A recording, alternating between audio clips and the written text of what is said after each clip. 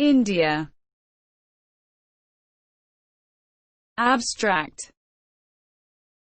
India. Hindi. Bharat. Officially the Republic of India. Hindi. Bharat Ganaraja, is a country in South Asia. It is the second most populous country, the seventh largest country by area, and the most populous democracy in the world. Bounded by the Indian Ocean on the south, the Arabian Sea on the southwest, and the Bay of Bengal on the southeast. It shares land borders with Pakistan to the west, China, Nepal, and Bhutan to the north, and Bangladesh and Myanmar to the east in the Indian Ocean. India is in the vicinity of Sri Lanka and the Maldives. Its Andaman and Nicobar Islands share a maritime border with Thailand and Indonesia. Modern humans arrived on the Indian subcontinent from Africa no later than 55,000 years ago. Their long occupation, initially in varying forms of isolation as hunter-gatherers, has made the region highly diverse, second only to Africa in human genetic diversity. Settled life emerged on the subcontinent in the western margins of the Indus River basin 9,000 years ago, evolving gradually into the Indus Valley civilization of the 3rd millennium BCE. By 1200 BCE, an archaic form of Sanskrit, an Indo-European language, had diffused into India from the northwest, unfolding as the language of the Rig Veda, and recording the dawning of Hinduism in India. The Dravidian languages of India were supplanted in the northern regions.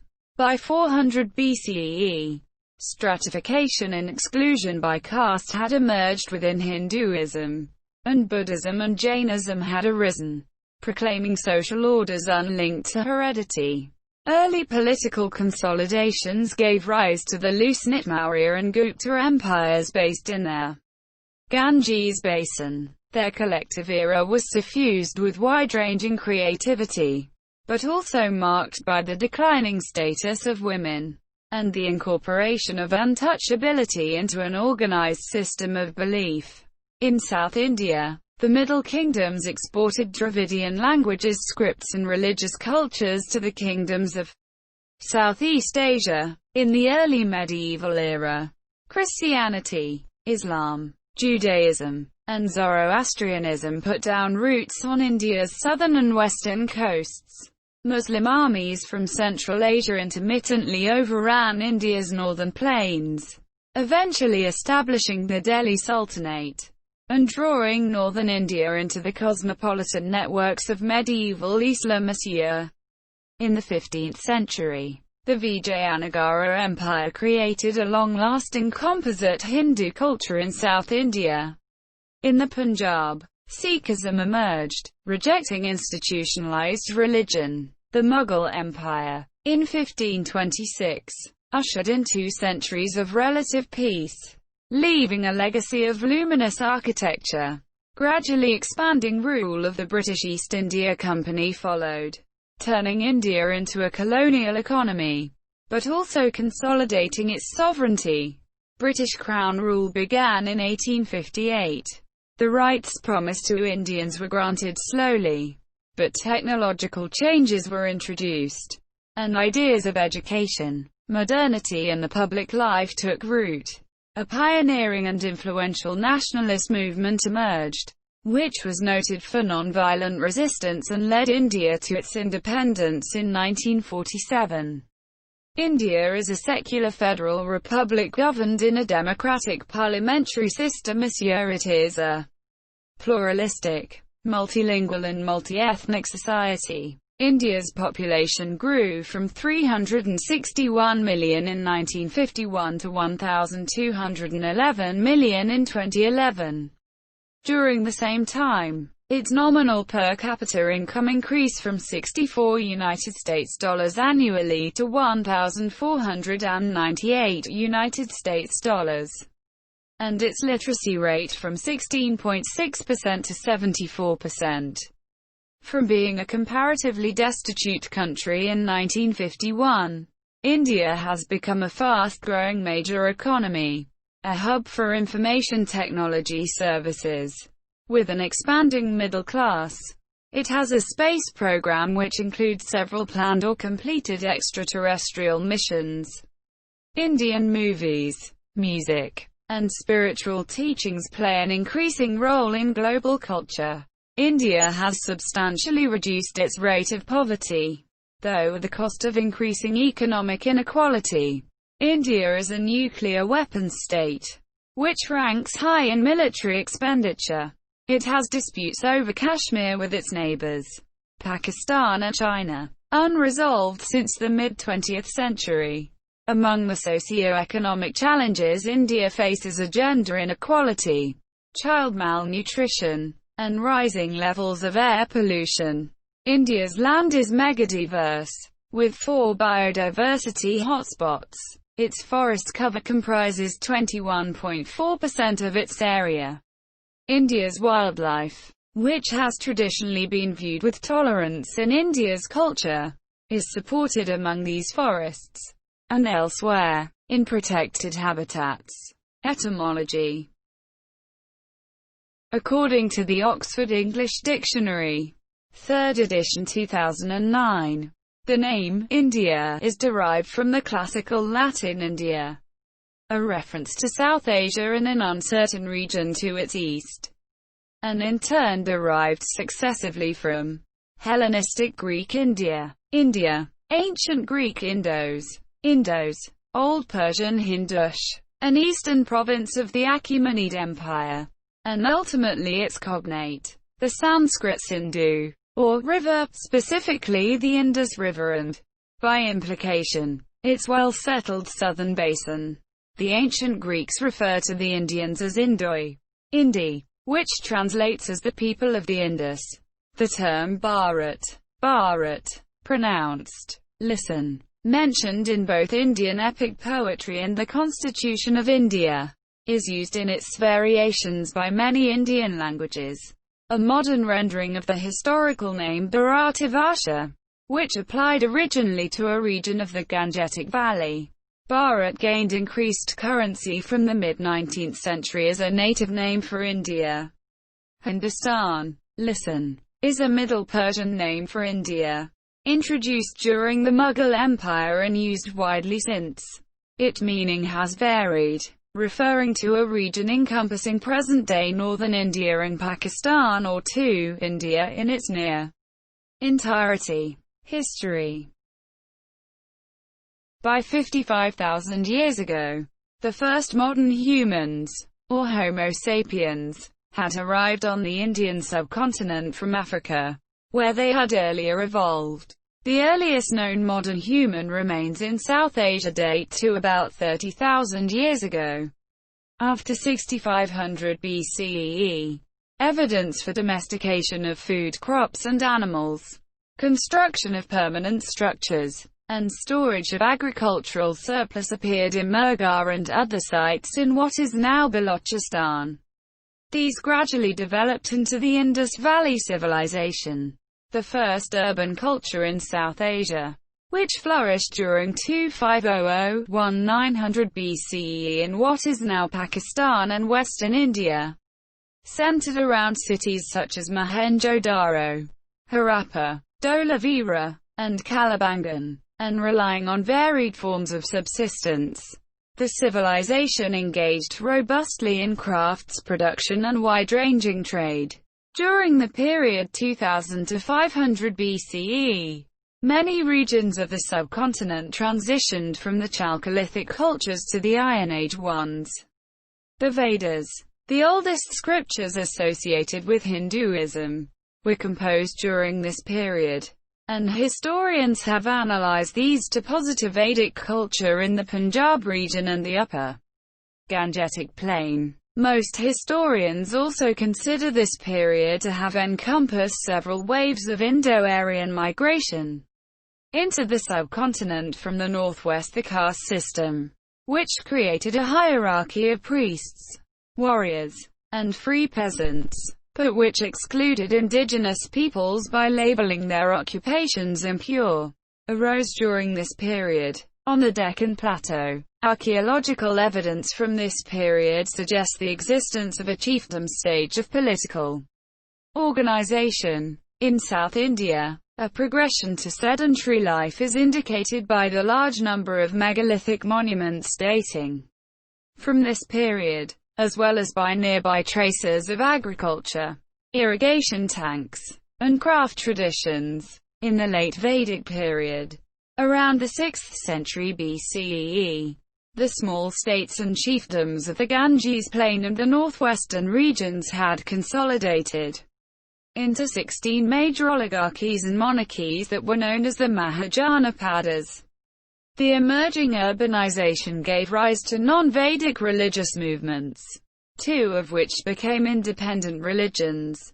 Jainism came into prominence during the life of its exemplar, Mahavira. Buddhism, based on the teachings of Gautama Buddha, attracted followers from all social classes excepting the middle class. Chronicling the life of the Buddha was central to the beginnings of recorded history in India.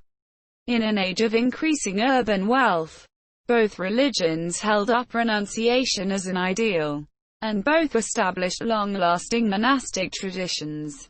Politically, by the 3rd century BCE, the kingdom of Magadha had annexed or reduced other states to emerge as the Mauryan Empire. The empire was once thought to have controlled most of the subcontinent except the far south, but its core regions are now thought to have been separated by large autonomous areas. The Mauryan kings are known as much for their empire building and determined management of public life as for Ashoka's renunciation of militarism and far-flung advocacy of the Buddhist Dharma. The Sangam literature of the Tamil language reveals that, between 200 BCE and 200 CE, the southern peninsula was ruled by the Cheras, the Cholas, and the Pandyas, dynasties that traded extensively with the Roman Empire and with West and Southeast Asia. In North India, Hinduism asserted patriarchal control within the family, leading to increased subordination of women. By the 4th and 5th centuries, the Gupta Empire had created a complex system of administration and taxation in the Greater Ganges Plain. This system became a model for later Indian kingdoms under the Guptas. A renewed Hinduism based on devotion, rather than the management of ritual, began to assert itself. This renewal was reflected in a flowering of sculpture and architecture, which found patrons among an urban elite. Classical Sanskrit literature flowered as well, and Indian science, astronomy, medicine, and mathematics made significant advances. The Indian early medieval age, 600 CE to 1200 CE, is defined by regional kingdoms and cultural diversity. When Harsha of Kannauj, who ruled much of the Indo-Gangetic plain from 606 to 647 CE, attempted to expand southwards, he was defeated by the Chalukya ruler of the Deccan. When his successor attempted to expand eastwards, he was defeated by the Pala king of Bengal. When the Chalukyas attempted to expand southwards, they were defeated by the Pallavas from farther south, who in turn were opposed by the Pandyas and the Cholas from still farther south. No ruler of this period was able to create an empire and consistently control lands much beyond his core region. During this time, pastoral peoples, whose land had been cleared to make way for the growing agricultural economy, were accommodated within caste society, as were new non-traditional ruling classes. The caste system consequently began to show regional differences. In the 6th and 7th centuries, the first devotional hymns were created in the Tamil language. They were imitated all over India and led to both the resurgence of Hinduism and the development of all modern languages of the subcontinent. Indian royalty, big and small, and the temples they patronized drew citizens in great numbers to the capital cities, which became economic hubs as well. Temple towns of various sizes began to appear everywhere as India underwent another urbanization.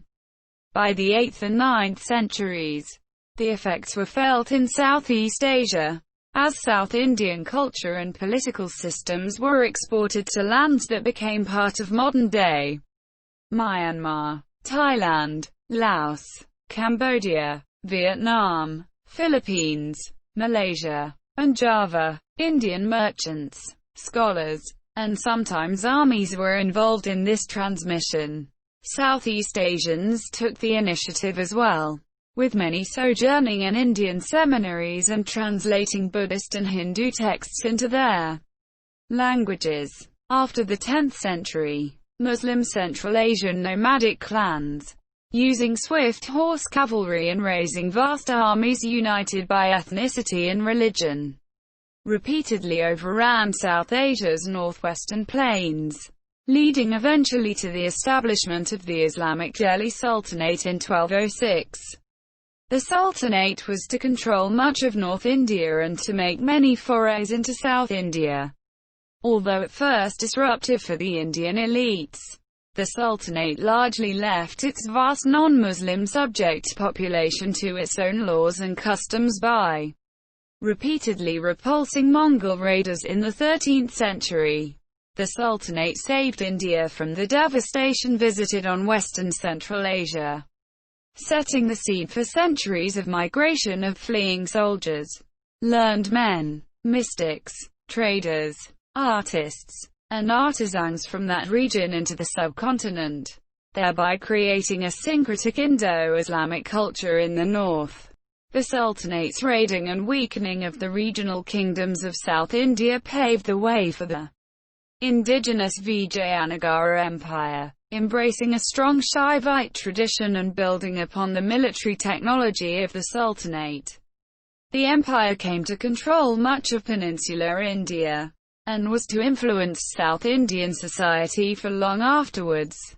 In the early 16th century, northern India, then under mainly Muslim rulers, fell again to the superior mobility and firepower of a new generation of Central Asian warriors. The resulting Mughal Empire did not stamp out the local societies it came to rule. Instead, it balanced and pacified them through new administrative practices and diverse and inclusive ruling elites, leading to more systematic, centralized, and uniform rule, eschewing tribal bonds and Islamic identity. Especially under Akbar, the Mughals united their far-flung realms through loyalty, expressed through a Persianized culture, to an emperor who had near-divine status. The Mughal state's economic policies, deriving most revenues from agriculture and mandating that taxes be paid in the well-regulated silver currency, caused peasants and artisans to enter larger markets.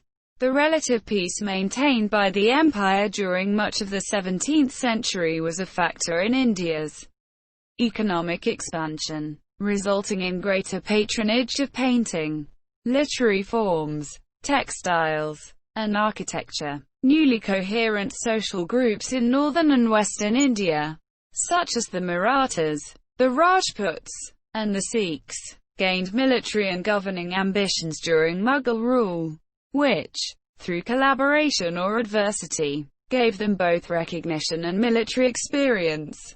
Expanding commerce during Mughal rule gave rise to new Indian commercial and political elites along the coasts of southern and eastern India. As the empire disintegrated, many among these elites were able to seek and control their own affairs. By the early 18th century, with the lines between commercial and political dominance being increasingly blurred, a number of European trading companies, including the English East India Company, had established coastal outposts. The East India Company's control of the seas, greater resources, and more advanced military training and technology led it to increasingly flex its military muscle, and caused it to become attractive to a portion of the Indian elite. These factors were crucial in allowing the company to gain control over the Bengal region by 1765. and sidelined the other European companies. Its further access to the riches of Bengal and the subsequent increased strength and size of its army enabled it to annex or subdue most of India by the 1820s. India was then no longer exporting manufactured goods as it long had, but was instead supplying the British Empire with raw materials. Many historians consider this to be the onset of India's colonial period. By this time, with its economic power severely curtailed by the British Parliament and having effectively been made an arm of British administration, the company began more consciously to enter non-economic arenas like education, social reform, and culture. Historians consider India's modern age to have begun sometime between 1848 and 1885. The appointment in 1848 of Lord Dalhousie as Governor-General of the East India Company set their stage for changes essential to a modern state. These included the consolidation and demarcation of sovereignty, the surveillance of the population, and the education of citizens. Technological changes, among them, railways, canals, and the telegraph, were introduced not long after their introduction in Europe. However, disaffection with the company also grew during this time and set off the Indian Rebellion of 1857. Fed by diverse resentments and perceptions, including invasive British-style social reforms, harsh land taxes, and summary treatment of some rich landowners and princes. The rebellion rocked many regions of northern and central India and shook the foundations of company rule. Although the rebellion was suppressed by 1858, it led to the dissolution of the East India Company and the direct administration of India by the British government, proclaiming a unitary state and a gradual but limited British-style parliamentary system. The new rulers also protected princes and landed gentry as a feudal safeguard against future unrest. In the decades following, public life gradually emerged all over India, leading eventually to the founding of the Indian National Congress in 1885. The rush of technology and the commercialization of agriculture in the second half of the 19th century was marked by economic setbacks, and many small farmers became dependent on the whims of faraway markets. There was an increase in the number of large-scale famines, and, despite the risks of infrastructure development borne by Indian taxpayers, little industrial employment was generated for Indians.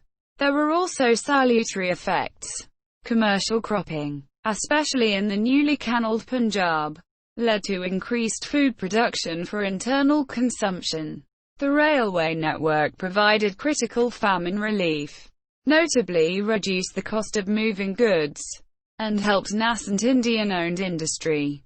After World War I, in which approximately 1 million Indians served, a new period began. It was marked by British reforms but also repressive legislation, by more strident Indian calls for self-rule, and by the beginnings of a non-violent movement of non-cooperation, of which Mohandas Karamchand Gandhi would become the leader and enduring symbol.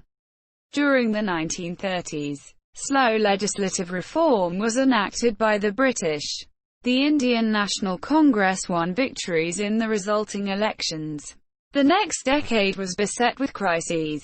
Indian participation in World War II, the Congress's final push for non-cooperation, and an upsurge of Muslim nationalism all were capped by the advent of independence in 1947, but tempered by the partition of India into two states, India and Pakistan. Vital to India's self-image as an independent nation was its constitution, completed in 1950, which put in place a secular and democratic republic. It has remained a democracy with civil liberties, an active Supreme Court, and a largely independent press. Economic liberalization, which began in the 1990s, has created a large urban middle class. transformed India into one of the world's fastest-growing economies, and increased its geopolitical clout. Indian movies, music, and spiritual teachings play an increasing role in global culture. Yet, India is also shaped by seemingly unyielding poverty, both rural and urban, by religious and caste-related violence, by Maoist-inspired Naxalite insurgencies, and by separatism in Jammu and Kashmir and in northeast India. It has unresolved territorial disputes with China and with Pakistan. The India-Pakistan nuclear rivalry came to a head in 1998. India's sustained democratic freedoms are unique among the world's newer nations. However, in spite of its recent economic successes, freedom from want for its disadvantaged population remains a goal yet to be achieved. Geography. India accounts for the bulk of the Indian subcontinent, lying atop the Indian tectonic plate, a part of the Indo-Australian plate. India's defining geological processes began 75 million years ago when the Indian plate, then part of the southern supercontinent Gondwana, began a northeastward drift caused by seafloor spreading to its southwest, and later, south and southeast simultaneously. The vast Tethyan oceanic crust, to its northeast, began to subduct under the Eurasian plate. These dual processes, driven by convection in the Earth's mantle, both created the Indian Ocean and caused the Indian continental crust eventually to underthrust Eurasia and to uplift the Himalayas. Immediately south of the emerging Himalayas, plate movement created a vast trough that rapidly filled with river-borne sediment and now constitutes the Indo-Gangetic Plain. Cut off from the plain by the ancient Aravalli Range lies the Thar Desert. The original Indian plate survives as peninsular India, the oldest and geologically most stable part of India. It extends as far north as the Satpur and Vindhya ranges in central India. These parallel chains run from the Arabian Sea coast in Gujarat in the west to the coal-rich Chota Nagpur Plateau in Jharkhand in the east to the south. The remaining peninsular landmass, the Deccan Plateau, is flanked on the west and east by coastal ranges known as the Western and Eastern Ghats. The plateau contains the country's oldest rock formations, some over 1 billion years old. Constituted in such fashion, India lies to the north of the equator between 6 degrees 44 and 35 degrees 30 north latitude and 68 degrees 7 and 97 degrees 25 feet east longitude. India's coastline measures 7,517 kilometers, 4,700 miles in length. Of this distance, 5,423 kilometers, 3,400 miles, belong to peninsular India and 2,094 kilometers, 1,300 miles, to the Andaman, Nicobar, and Lakshadweep island chains. According to the Indian Naval Hydrographic Charts, the mainland coastline consists of the following: 43% sandy beaches, 11% rocky shores, including cliffs, and 46% mudflats or marshy shores. Major Himalayan origin rivers that substantially flow through India include the Ganges and the Brahmaputra, both of which drain into the Bay of Bengal. Important tributaries of the Ganges include the Yamuna and the Kosi. The latter's extremely low gradient, caused by long-term silt deposition, leads to severe floods and course changes. Major peninsular rivers, whose steeper gradients prevent their waters from flooding, include the Godavari, the Mahanadi, the Kaveri, and the Krishna, which also drain into the Bay of Bengal, and the Narmada and the Tapti, which drain into the Arabian Sea. Coastal features include the marshy Rann of Kutch of western India and the alluvial Sundarbans Delta of eastern India. The latter is shared with Bangladesh. India has two archipelagos, the Lakshadweep, coral atolls off India's southwestern coast, and the Andaman and Nicobar Islands, a volcanic chain in the Andaman Sea. The Indian climate is strongly influenced by the Himalayas and the Thar Desert, both of which drive the economically and culturally pivotal summer and winter monsoons. The Himalayas prevent cold Central Asian katabatic winds from blowing in, keeping the bulk of the Indian subcontinent warmer than most locations at similar latitudes. The Thar Desert plays a crucial role in attracting the moisture-laden southwest summer monsoon winds that, between June and October, provide the majority of India's rainfall. Four major climatic groupings predominate in India: tropical wet, tropical dry, subtropical humid, and montane. Biodiversity. India is a megadiverse country, a term employed for 17 countries which display high biological diversity and contain many species exclusively indigenous or endemic to them. India is a habitat for 8.6% of all mammal species, 13.7% of bird species, 7.9% of reptile species, 6% of amphibian species, 12.2% of fish species, and 6.0% of all flowering plant species. Fully a third of Indian plant species are endemic. India also contains 4 of the world's 34 biodiversity hotspots, or regions that display significant habitat loss in the presence of high endemism. India's forest cover is 701,673 square kilometers, 270,917 square miles, which is 21.35% of the country's total land area. It can be subdivided further into broad categories of canopy density, or the proportion of the area of a forest covered by its tree canopy. Very dense forest, whose canopy density is greater than 70%, occupies 2.61% of India's land area. It predominates in the tropical moist forest of the Andaman Islands, the Western Ghats, and northeast India. Moderately dense forest, whose canopy density is between 40% and 70%, occupies 9.59% of India's land area.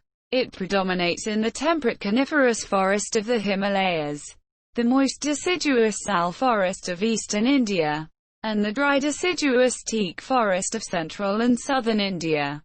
Open forest, whose canopy density is between 10% and 40%, occupies 9.14% of India's land area, and predominates in the Babel-dominated thorn forest of the central Deccan Plateau and the western Gangetic Plain. Among the Indian subcontinent's notable indigenous trees are the astringent Azadirachta indica, or neem, which is widely used in rural Indian herbal medicine, and the luxuriant Ficus religiosa, or peepal, which is displayed on the ancient seals of Mohenjo-Daro, and under which the Buddha is recorded in the Pali Canon to have sought enlightenment. Many Indian species have descended from those of Gondwana, the southern supercontinent from which India separated more than 100 million years ago. India's subsequent collision with Eurasia set off a mass exchange of species. However, volcanism and climatic changes later caused the extinction of many endemic Indian forms still later. Mammals entered India from Asia through 2 zoogeographical passes flanking the Himalayas. This had the effect of lowering endemism among India's mammals, which stands at 12.6%, contrasting with 45.8% among reptiles and 55.8% among amphibians. Notable endemics are the vulnerable hooded leaf monkey and the threatened Bedome's toad of their Western Ghats. India contains 172 IUCN-designated threatened animal species. or 2.9% of endangered forms. These include the endangered Bengal tiger and the Ganges River dolphin. Critically endangered species include the gharial, a crocodilian, the great Indian bustard, and the Indian white-rumped vulture, which has become nearly extinct by having ingested the carrion of diclofenac-treated cattle. The pervasive and ecologically devastating human encroachment of recent decades has critically endangered Indian wildlife. In response, the system of national parks and protected areas, first established in 1935, was expanded substantially. In 1972, India enacted the Wildlife Protection Act and Project Tiger to safeguard crucial wilderness. The Forest Conservation Act was enacted in 1980 and amendments added in 1988. India hosts more than 500 wildlife sanctuaries and 13 biosphere reserves, 4 of which are part of the World Network of Biosphere Reserves. 25 wetlands are registered under the Ramsar Convention. Politics and government. India is the world's most populous democracy, a parliamentary republic with a multi-party system. It has 8 recognized national parties, including the Indian National Congress and the Bharatiya Janata Party, BJP, and more than 40 regional parties. The Congress is considered centre-left in Indian political culture, and the BJP right-wing. For most of the period between 1950, when India first became a republic, and the late 1980s, the Congress held a majority in the parliament. Since then, however, it has increasingly shared the political stage with the BJP, as well as with powerful regional parties which have often forced the creation of multi-party coalition governments at the centre. In the Republic of India's first 3 general elections, in 1951, 1957, and 1962, the Jawaharlal Nehru-led Congress won easy victories. On Nehru's death in 1964, Lal Bahadur Shastri briefly became Prime Minister. He was succeeded, after his own unexpected death in 1966, by Nehru's daughter Indira Gandhi, who went on to lead the Congress to election victories in 1967 and 1971. Following public discontent with the state of emergency she declared in 1975, the Congress was voted out of power in 1977. The then new Janata Party, which had opposed the emergency, was voted in. Its government lasted just over 2 years. Voted back into power in 1980. The Congress saw a change in leadership in 1984, when Indira Gandhi was assassinated. She was succeeded by her son Rajiv Gandhi, who won an easy victory in the general elections later that year. The Congress was voted out again in 1989 when a National Front coalition, led by the newly formed Janata Dal in alliance with the Left Front, won the elections. That government too proved relatively short-lived, lasting just under 2 years. Elections were held again in 1991. No party won an absolute majority. The Congress, as the largest single party, was able to form a minority government led by P.V. Narasimha Rao. A 2-year period of political turmoil followed the general election of 1996. Several short-lived alliances shared power at the centre. The BJP formed a government briefly in 1996. It was followed by 2 comparatively long-lasting United Front coalitions, which depended on external support. In 1998, the BJP was able to form a successful coalition, the National Democratic Alliance, NDA, led by Atal Bihari Vajpayee. The NDA became the first non-Congress coalition government to complete a 5-year term this year again in the 2004 Indian general elections. No party won an absolute majority. but the Congress emerged as the largest single party, forming another successful coalition, the United Progressive Alliance, UPA. It had the support of left-leaning parties and MPs who opposed the BJP. The UPA returned to power in the 2009 general election with increased numbers, and it no longer required external support from India's communist parties. That year, Manmohan Singh became the first Prime Minister since Jawaharlal Nehru in 1957 and 1962 to be re-elected to a consecutive 5-year term this year in the 2014 general election. The BJP became the first political party since 1984 to win a majority and govern without their support of other parties. The incumbent Prime Minister is Narendra Modi, a former Chief Minister of Gujarat.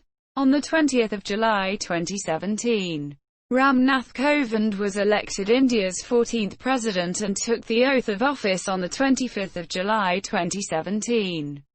India is a federation with a parliamentary system governed under the Constitution of India, the country's supreme legal document. It is a constitutional republican representative democracy, in which majority rule is tempered by minority rights protected by law. Federalism in India defines the power distribution between the union, or central, government and the states. The Constitution of India, which came into effect on 26 January 1950, originally stated India to be a sovereign, democratic republic. This characterization was amended in 1971 to a sovereign, socialist, secular, democratic republic. India's form of government, traditionally described as quasi-federal, with a strong centre and weak states, has grown increasingly federal since the late 1990s as a result of political, economic, and social changes. The Government of India comprises 3 branches. India is a federal union comprising 28 states and 8 union territories. All states, as well as the union territories of Jammu and Kashmir, Puducherry and the National Capital Territory of Delhi, have elected legislatures and governments following the Westminster system of governance. The remaining 5 union territories are directly ruled by the central government through appointed administrators. In 1956, under the States Reorganization Act, states were reorganized on a linguistic basis. There are over 250,000 local government bodies at city, town, block, district and village levels. Foreign, economic and strategic relations. In the 1950s, India strongly supported decolonization in Africa and Asia and played a leading role in their non-aligned movement. After initially cordial relations with neighboring China, India went to war with China in 1962, and was widely thought to have been humiliated. India has had tense relations with neighboring Pakistan. The two nations have gone to war 4 times. In 1947, 1965, 1971, and 1999. 3 of these wars were fought over the disputed territory of Kashmir, while the 4th, the 1971 war, followed from India's support for the independence of Bangladesh. In the late 1980s, the Indian military twice intervened abroad at the invitation of the host country. A peacekeeping operation in Sri Lanka between 1987 and 1990, and an armed intervention to prevent a 1988 coup d'état attempt in the Maldives. After the 1965 war with Pakistan, India began to pursue close military and economic ties with the Soviet Union. By the late 1960s, the Soviet Union was its largest arms supplier. Aside from ongoing its special relationship with Russia, India has wide-ranging defense relations with Israel and France. In recent years, it has played key roles in the South Asian Association for Regional Cooperation and the World Trade Organization. The nation has provided 100,000 military and police personnel to serve in 35 UN peacekeeping operations across 4 continents. It participates in the East Asia Summit, the G8+5, and other multilateral forums. India has close economic ties with South America, Asia, and Africa. It pursues a "Look East" policy that seeks to strengthen partnerships with the ASEAN nations, Japan, and South Korea that revolve around many issues, but especially those involving economic investment and regional security. China's nuclear test of 1964, as well as its repeated threats to intervene in support of Pakistan in the 1965 war, convinced India to develop nuclear weapons. India conducted its first nuclear weapons test in 1974 and carried out additional underground testing in 1998. Despite criticism and military sanctions, India has signed neither the Comprehensive Nuclear Test Ban Treaty nor the Nuclear Non-Proliferation Treaty, considering both to be flawed and discriminatory. India maintains a no first-use nuclear policy and is developing a nuclear triad capability as a part of its minimum credible deterrence doctrine. It is developing a ballistic missile defense shield and a 5th-generation fighter jet. Other indigenous military projects involve the design and implementation of Vikrant-class aircraft carriers and Ariane-class nuclear submarines. Since the end of the Cold War, India has increased its economic, strategic, and military cooperation with the United States and the European Union. In 2008, a civilian nuclear agreement was signed between India and the United States. Although India possessed nuclear weapons at the time and was not a party to the Nuclear Non-Proliferation Treaty, it received waivers from the International Atomic Energy Agency and the Nuclear Suppliers Group, ending earlier restrictions on India's nuclear technology and commerce. As a consequence, India became the 6th de facto nuclear weapons state. India subsequently signed cooperation agreements involving civilian nuclear energy with Russia, France, the United Kingdom, and Canada. The President of India is the supreme commander of the nation's armed forces, with 1.395 million active troops. They compose the world's second-largest military. It comprises the Indian Army, the Indian Navy, the Indian Air Force, and the Indian Coast Guard. The official Indian defense budget for 2011 was $36.03 billion United States dollars, or 1.83% of GDP.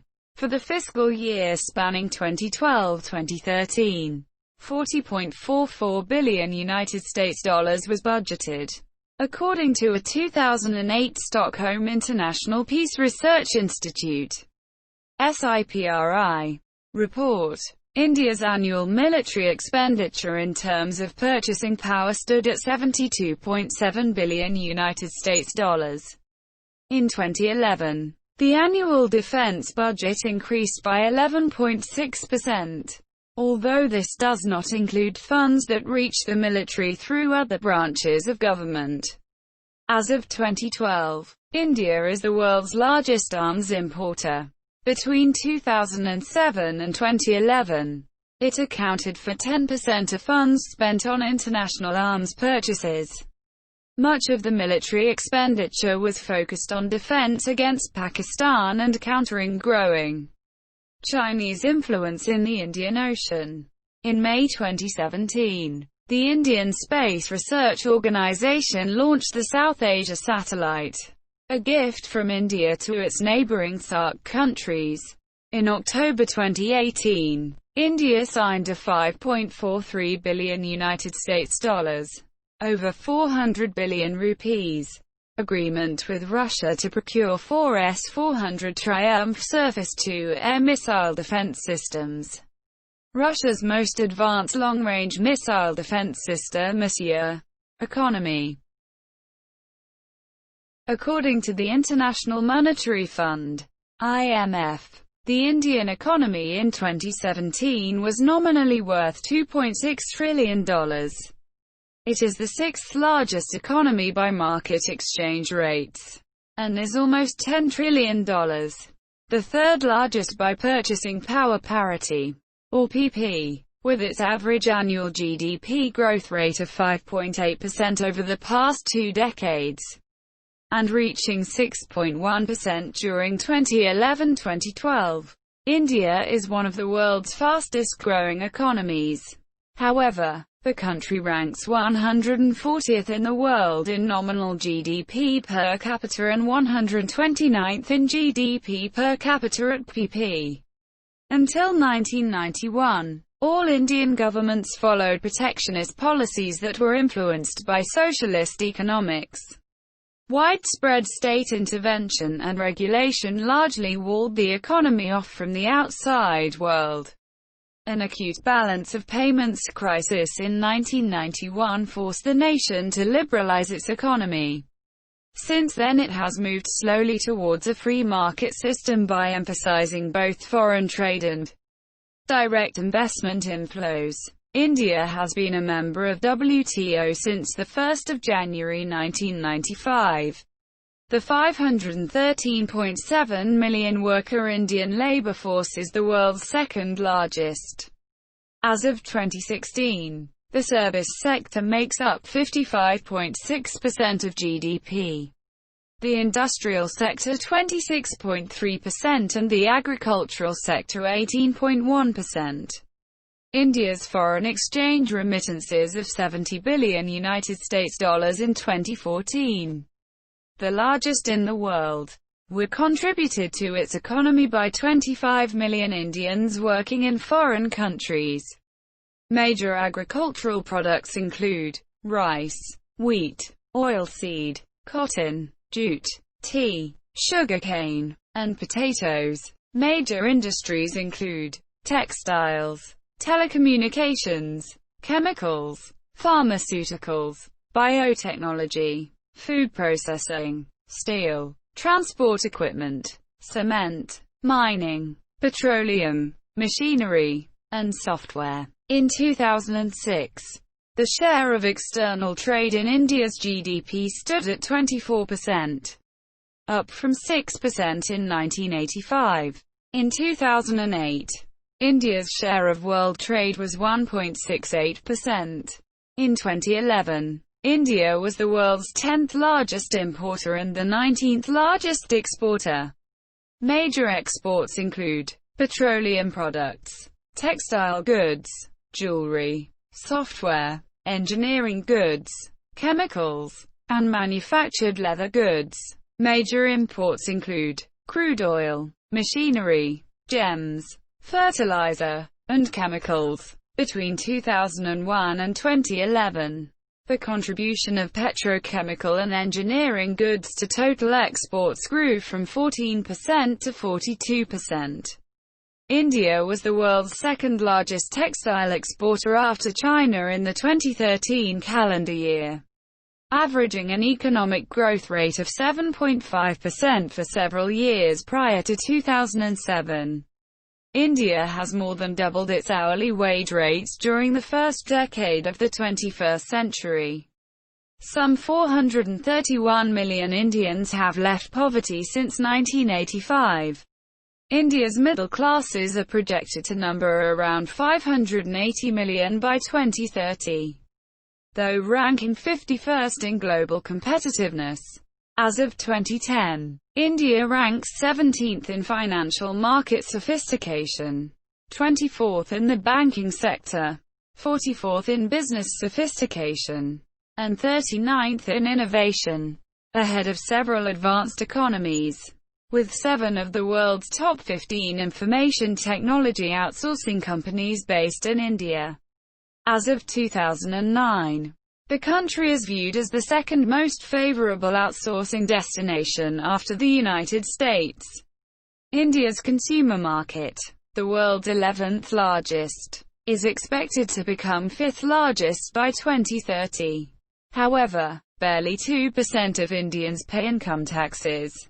Driven by growth, India's nominal GDP per capita increased steadily from $329 United States dollars in 1991, when economic liberalization began, to $1,265 United States dollars in 2010, to an estimated $1,723 United States dollars in 2016.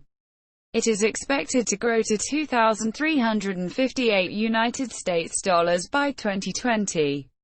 However, it has remained lower than those of other Asian developing countries like Indonesia, Malaysia, Philippines, Sri Lanka, and Thailand, and is expected to remain so in the near future.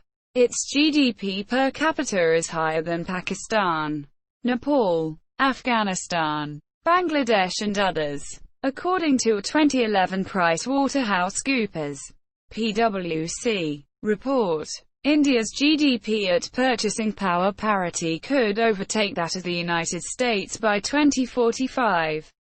During the next 4 decades, Indian GDP is expected to grow at an annualized average of 8%, making it potentially the world's fastest-growing major economy until 2050. The report highlights key growth factors: a young and rapidly growing working-age population, growth in the manufacturing sector because of rising education and engineering skill levels, and sustained growth of the consumer market driven by a rapidly growing middle class. The World Bank cautions that, for India to achieve its economic potential, it must continue to focus on public sector reform, transport infrastructure, agricultural and rural development, removal of labor regulations, education, energy security, and public health and nutrition. According to the Worldwide Cost of Living Report 2017 released by the Economist Intelligence Unit, EIU, which was created by comparing more than 400 individual prices across 160 products and services. 4 of the cheapest cities were in India: Bangalore, 3rd, Mumbai, 5th, Chennai, 5th, and New Delhi, 8th. India's telecommunication industry, the world's fastest-growing, added 227 million subscribers during the period 2010-2011. And after the third quarter of 2017, India surpassed the US to become the second-largest smartphone market in the world after China. The Indian automotive industry, the world's second fastest-growing, increased domestic sales by 26% during 2009-2010, and exports by 36% during 2008-2009. India's capacity to generate electrical power is 300 gigawatts, of which 42 gigawatts is renewable. At the end of 2011, the Indian IT industry employed 2.8 million professionals, generated revenues close to 100 billion United States dollars equaling 7.5% of Indian GDP, and contributed 26% of India's merchandise exports. The pharmaceutical industry in India is among the significant emerging markets for the global pharmaceutical industry. The Indian pharmaceutical market is expected to reach $48.5 billion by 2020. India's R&D spending constitutes 60% of the biopharmaceutical industry. India is among the top 12 biotech destinations in the world. The Indian biotech industry grew by 15.1% in 2012-2013, increasing its revenues from 204.4 billion rupees, Indian rupees, to 235.24 billion rupees, 3.94 billion United States dollars at June 2013 exchange rates.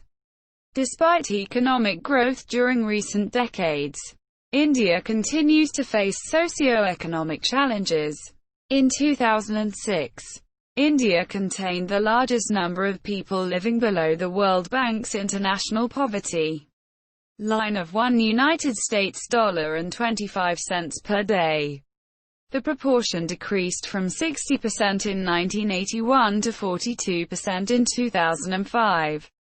Under the World Bank's later revised poverty line, it was 21% in 2011. 30.7% of India's children under the age of 5 are underweight, according to a Food and Agriculture Organization report in 2015. 15% of the population is undernourished. The midday meal scheme attempts to lower these rates. According to a 2016 Walk Free Foundation report, there were an estimated 18.3 million people in India, or 1.4% of the population, living in the forms of modern slavery, such as bonded labor, child labor, human trafficking, and forced begging, among others. According to the 2011 census, there were 10.1 million child laborers in the country, a declining 2.6 million from 12.6 million in 2001. Since 1991, economic inequality between India's states has consistently grown. The per capita net state domestic product of the richer states in 2007 was 3.2 times that of their poorest. Corruption in India is perceived to have decreased. According to the Corruption Perceptions Index, India ranked 78th out of 180 countries in 2018 with a score of 41 out of 100. An improvement from 85th in 2014. Demographics, languages, and religion. With 1,210,193,422 residents reported in the 2011 Provisional Census Report, India is the world's second most populous country.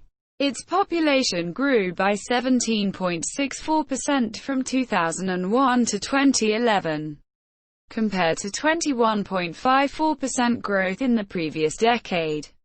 1991 to 2001. The human sex ratio, according to the 2011 census, is 940 females per 1,000 males. The median age was 27.6 as of 2016.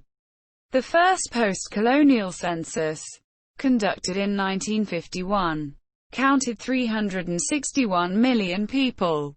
Medical advances made in the last 50 years as well as increased agricultural productivity brought about by the Green Revolution, have caused India's population to grow rapidly.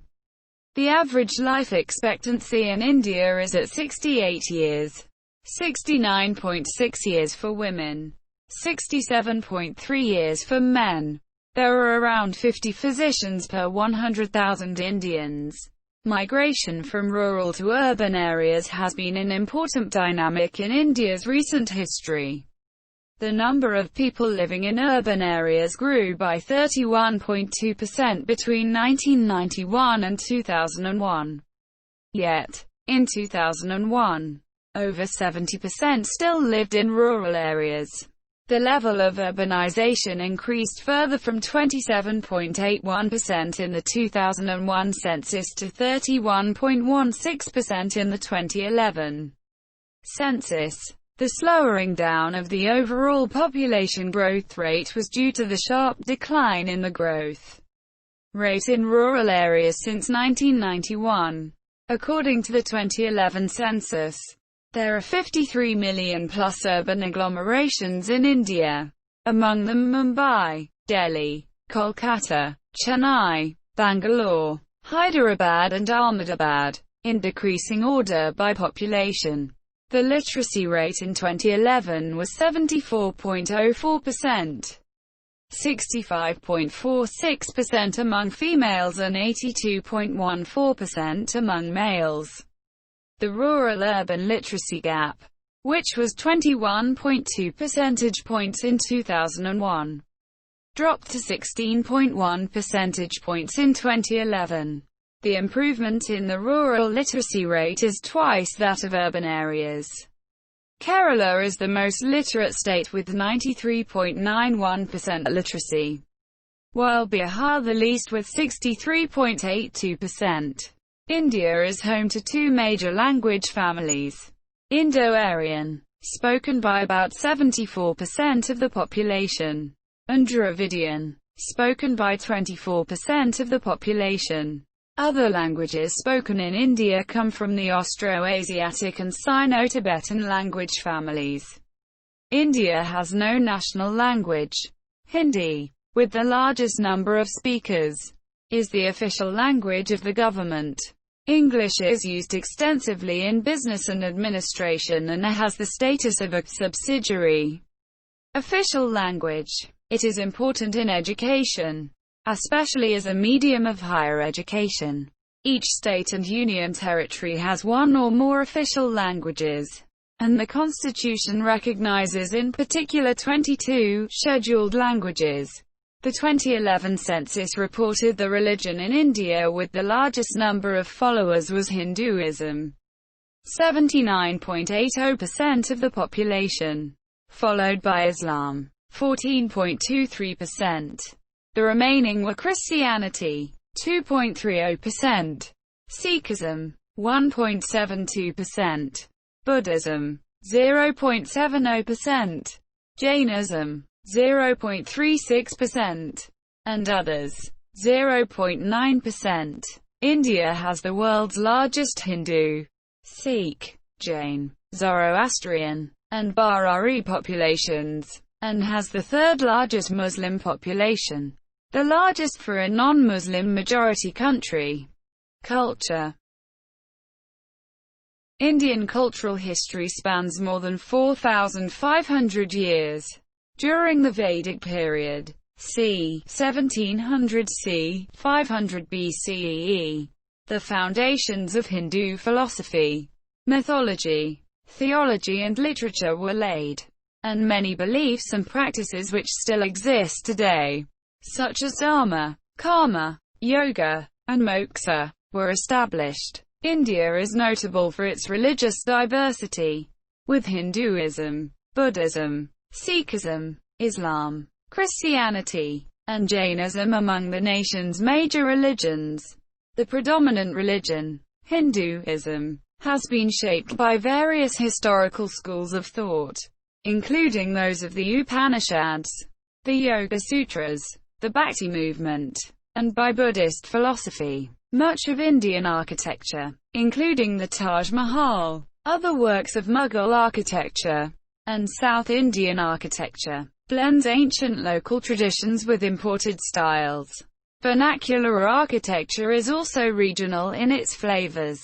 Vastu Shastra, literally, science of construction, or architecture, and ascribed to Mamuni Mayan, explores how the laws of nature affect human dwellings. It employs precise geometry and directional alignments to reflect perceived cosmic constructs.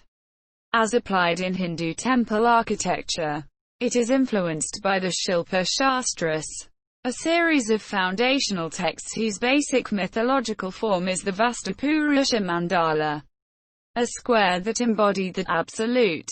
The Taj Mahal, built in Agra between 1631 and 1648 by orders of Emperor Shah Jahan in memory of his wife, has been described in the UNESCO World Heritage List as the jewel of Muslim art in India and one of the universally admired masterpieces of the world's heritage. Indo-Saracenic Revival architecture, developed by the British in the late 19th century, drew on Indo-Islamic architecture. The earliest literature in India, composed between 1500 BCE and 1200 CEE, was in the Sanskrit language. Major works of Sanskrit literature include the Rig Veda, c. 1500 BCE to 1200 BCE, the epics, Mahabharata, c. 400 BCE to 400 CEE, and the Ramayana, c. 300 BCE and later. Abhinanasakuntalam, the recognition of Sakuntala, and other dramas of Kalidasa, c. 5th century CEE, and Mahakavya poetry. In Tamil literature, the Sangam literature, c.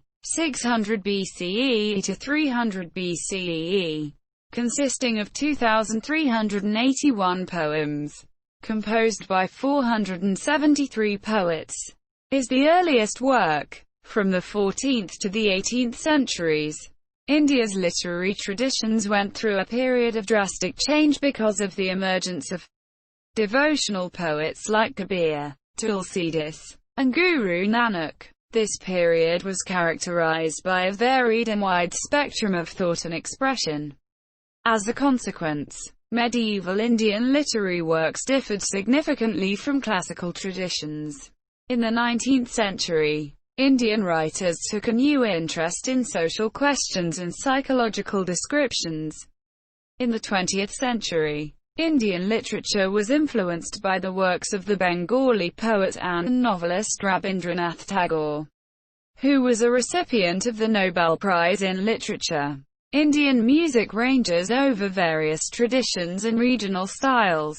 Classical music encompasses two genres and their various folk offshoots: the northern Hindustani and southern Carnatic schools.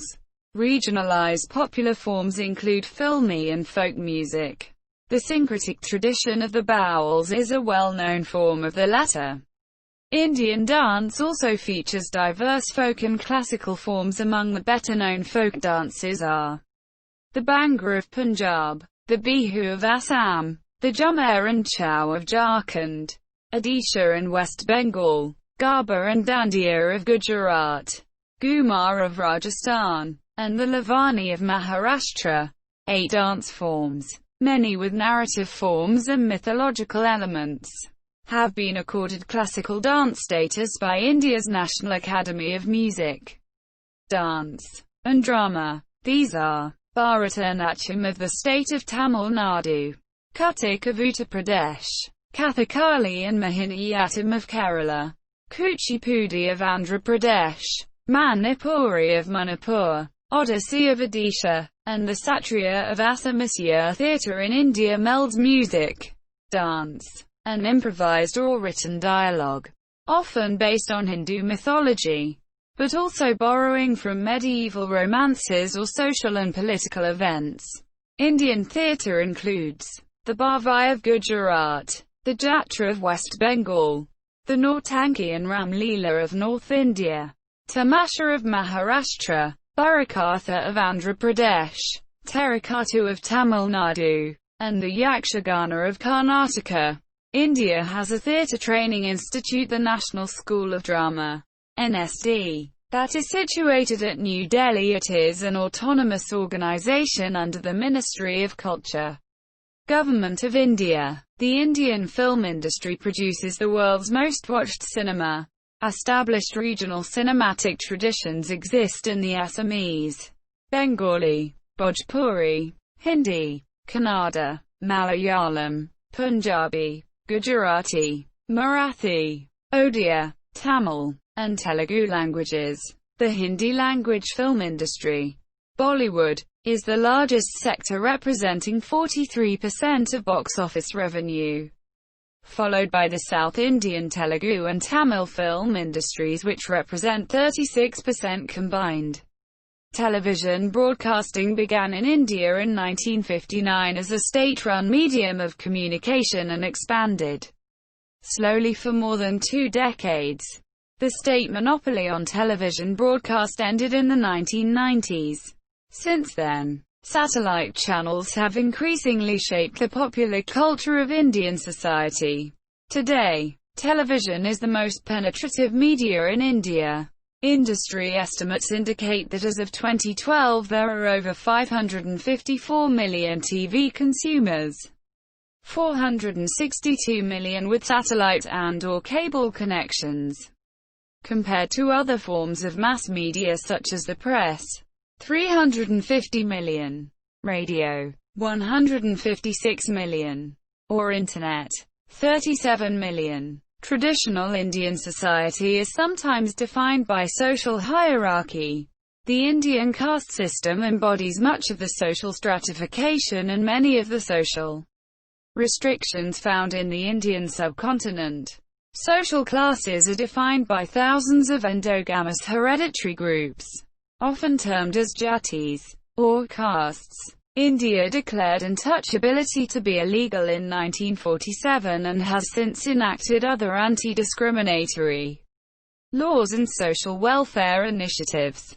At the workplace in urban India, and in international or leading Indian companies, caste-related identification has pretty much lost its importance.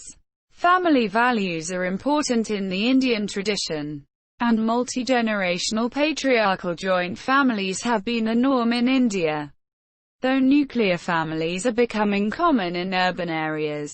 An overwhelming majority of Indians, with their consent, have their marriages arranged by their parents or other family elders. Marriage is thought to be for life, and the divorce rate is extremely low, with less than 1 in 1,000 marriages ending in divorce. Child marriages are common, especially in rural areas. Many women wed before reaching 18, which is their legal marriageable age. Female infanticide in India, and lately female feticide, have created skewed gender ratios. The number of missing women in the country quadrupled from 15 million to 63 million in the 50-year period ending in 2014. Faster than the population growth during the same period, and constituting 20% of India's female electorate, according to an Indian government study. An additional 21 million girls are unwanted and do not receive adequate care. Despite a government ban on sex-selective feticide, the practice remains commonplace in India, the result of a preference for boys in a patriarchal society. The payment of dowry, although illegal, remains widespread across class lines. Deaths resulting from dowry, mostly from bride burning, are on the rise, despite stringent anti-dowry laws. Many Indian festivals are religious in origin. The best known include Diwali, Ganesh Chaturthi, Thai Pongal, Holi, Durga Puja, Eid al-Fitr, Baqar-Eid, Christmas, and Vaisakhi. The most widely worn traditional dress in India, for both women and men, from ancient times until the advent of modern times, was draped. For women it eventually took the form of a sari, a single long piece of cloth, famously 6 yards long, and of width spanning the lower body. The sari is tied around the waist and knotted at one end, wrapped around the lower body, and then over the shoulder. In its more modern form, it has been used to cover the head, and sometimes the face. As a veil, it has been combined with an underskirt, or Indian petticoat, and tucked in the waistband for more secure fastening. It is also commonly worn with an Indian blouse, or choli, which serves as the primary upper body garment. The sari's end, passing over the shoulder, now serving to obscure the upper body's contours, and to cover the midriff. For men, a similar but shorter length of cloth, the dhoti, has served as a lower body garment. It too is tied around the waist and wrapped. In South India, it is usually wrapped around the lower body, the upper end tucked in the waistband, the lower left free. In addition, in northern India, it is also wrapped once around each leg before being brought up through the legs to be tucked in at the back. Other forms of traditional apparel that involve no stitching or tailoring are the chadar, a shawl worn by both sexes to cover the upper body during colder weather, or a large veil worn by women for framing the head, or covering it, and the pagri, a turban or a scarf worn around the head as a part of a tradition, or to keep off the sun or the cold. Until the beginning of the first millennium CE, the ordinary dress of people in India was entirely unstitched.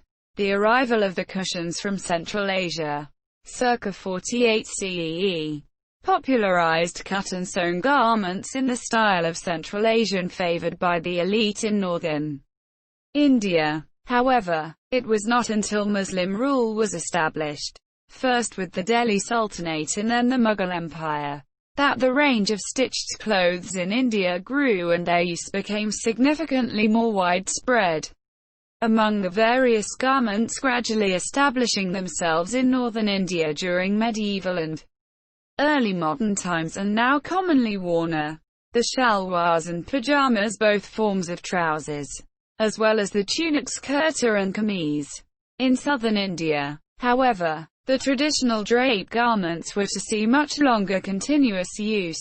Shalwars are atypically wide at the waist but narrow to a cuffed bottom. They are held up by a drawstring or elastic belt, which causes them to become pleated around the waist. The pants can be wide and baggy, or they can be cut quite narrow on the bias, in which case they are called churidars. The kameez is a long shirt or tunic. The side seams are left open below the waistline, which gives the wearer greater freedom of movement. The kameez is usually cut straight and flat. Older kameez used traditional cuts. Modern kameez are more likely to have European-inspired set-in sleeves. The kameez may have a European-style collar, a mandarin collar, or it may be collarless. In the latter case, its design as a women's garment is similar to a kurta, at first worn by Muslim women. The use of shalwar kameez gradually spread, making them a regional style, especially in the Punjab region. A kurta, which traces its roots to Central Asian nomadic tunics, has evolved stylistically in India as a garment for everyday wear as well as for formal occasions. It is traditionally made of cotton or silk. It is worn plain or with embroidered decoration, such as chikan, and it can be loose or tight in the torso, typically falling either just above or somewhere below the wearer's knees.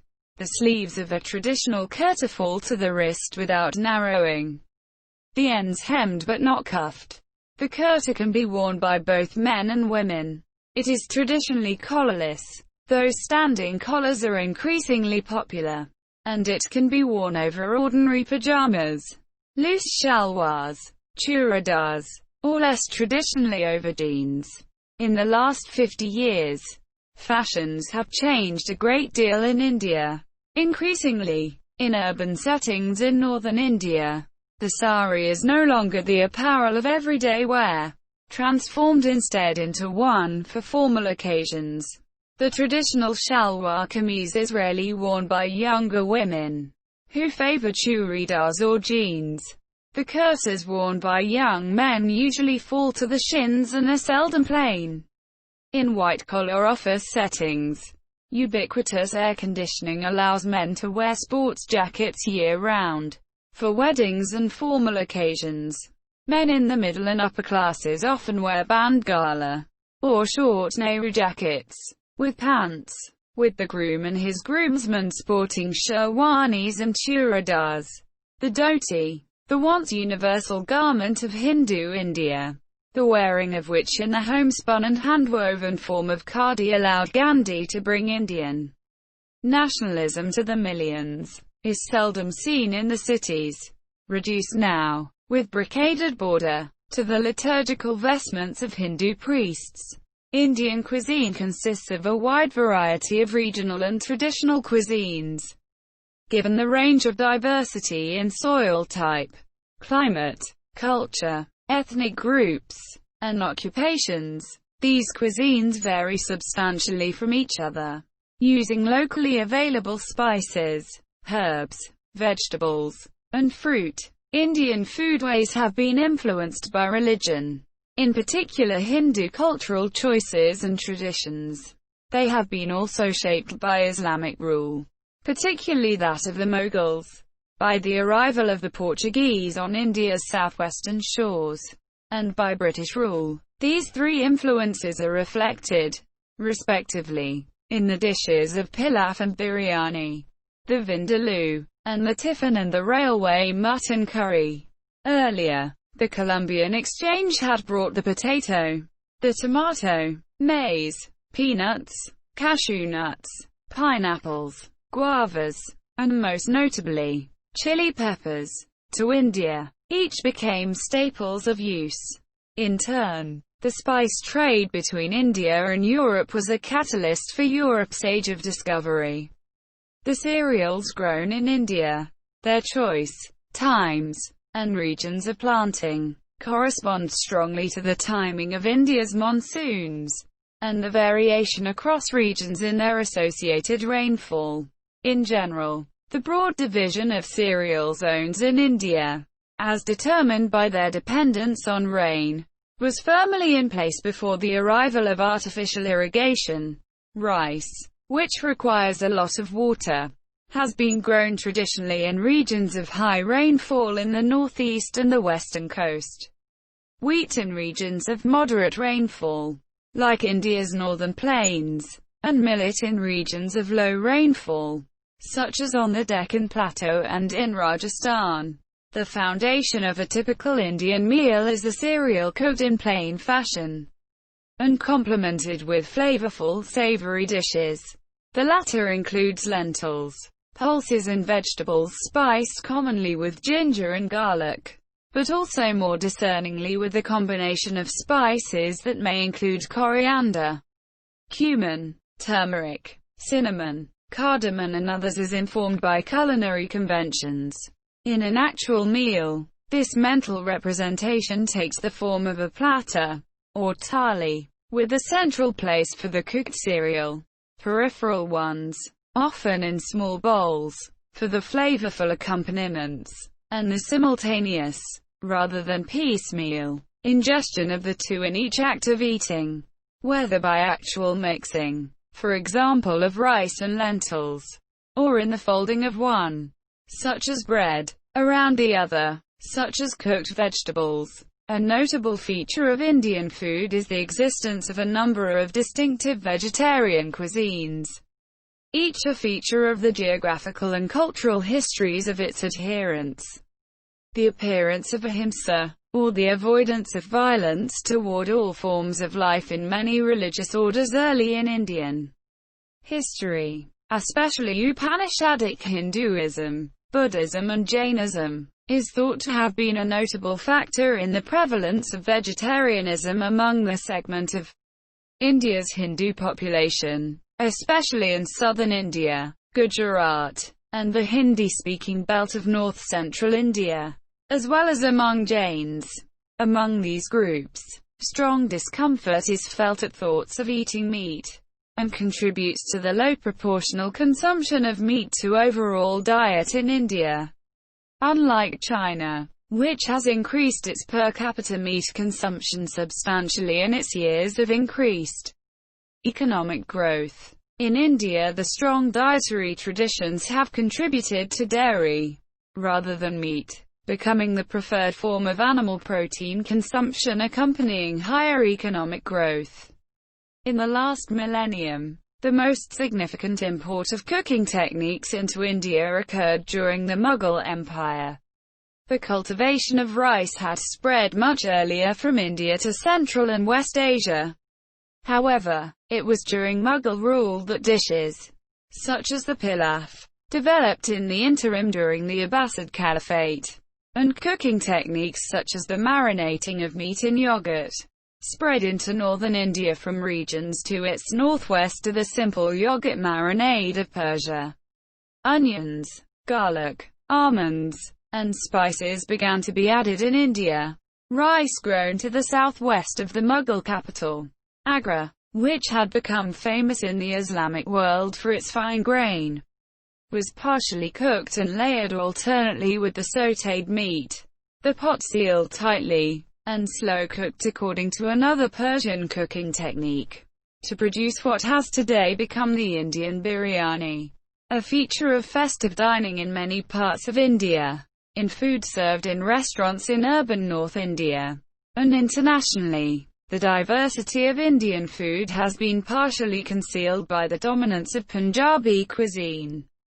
This was caused in large part by an entrepreneurial response among people from the Punjab region, who had been displaced by the 1947 partition of India, and had arrived in India as refugees.